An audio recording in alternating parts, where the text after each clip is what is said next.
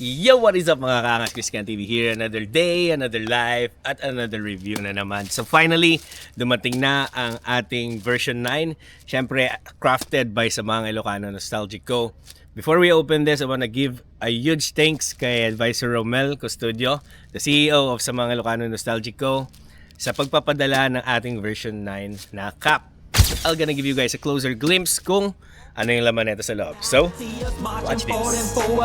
Samahang Ilokano, soldiers of the world, let me follow right into the ghetto with the brothers of the willow tree, waiting for somebody dripping, let me hit you with an arrow. Time for peace, love, and harmony, and not war. Rise together and show strength. We struggle someday, but we all come up so far. Ain't no surrender, no pretender, just better watch yourself.